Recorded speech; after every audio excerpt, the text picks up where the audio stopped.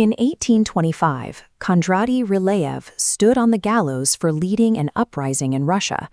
The trapdoor opened, he dropped, and the rope violently snapped. At the time, an equipment failure on the gallows was widely seen as a sign of divine intervention. The standard procedure for a man who hit the dirt alive was a full royal pardon. Bruised and covered in dust, Ryleyev got to his feet. Assuming he was entirely safe, he turned to the crowd and yelled out an insult. He told them that in Russia, they didn't even know how to make proper rope.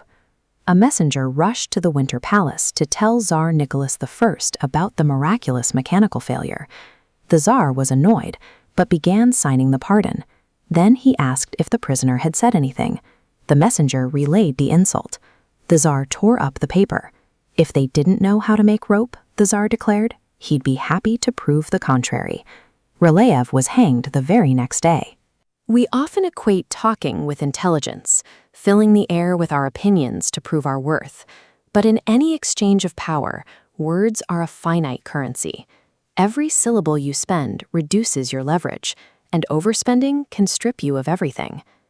The ancient Roman hero Coriolanus built his reputation on absence. He spent years away from the city, fighting on the front lines.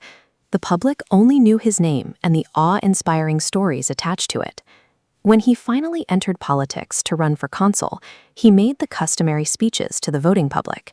He bragged about his battlefield exploits, made angry accusations against his opponents, and cracked jokes for the aristocracy.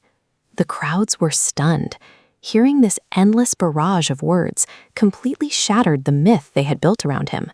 Up close, he sounded like an insecure, bitter foot soldier.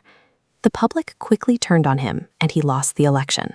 Trying to impress an audience with a surplus of words almost always backfires. The more you talk, the more you expose your anxieties, your need for approval, and your lack of self-control. Imagine an interaction as two nodes exchanging a balanced flow of information. We experience anxiety when faced with a void. When one node stops emitting, it creates a psychological vacuum. The other feels pressured to fill the empty space, spilling out a chaotic surplus. The artist Andy Warhol mastered this dynamic. During interviews, he would offer incredibly vague, single-word answers while maintaining a perfectly blank expression. Reporters couldn't handle the dead air. They would twist themselves in circles, rambling on and projecting deep intellectual meaning onto phrases that Warhol frankly admitted meant almost nothing at all. In the high-stakes realm of politics, the diplomat Henry Kissinger employed a very similar tactic. A staffer would hand him a meticulously researched report, and Kissinger would repeatedly return it with a single, unelaborated question. Is this the best you can do? Silence is not a passive state. It is an aggressive, calculated tool. By simply holding your tongue, you force your opposition into a state of panic where they eagerly negotiate against themselves. To see how effectively this scales, look at the court of King Louis XIV at Versailles. His ministers would spend agonizing days debating state policy, carefully crafting alliances and arguments.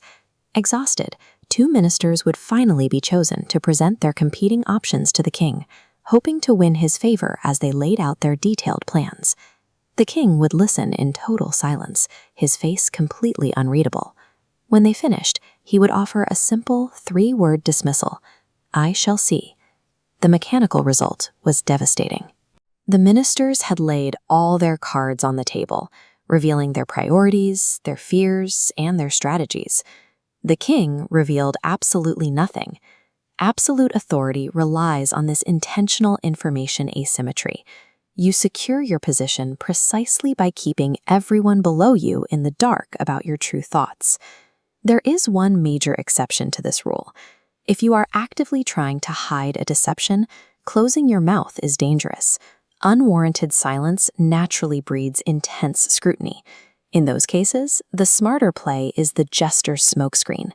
You deliberately overtalk, play the fool, and entertain. You flood your target with harmless words to camouflage your actual, sharper intentions.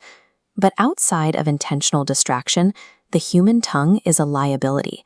It constantly fights to break out of its cage, eager to win a momentary argument at the cost of your long-term leverage.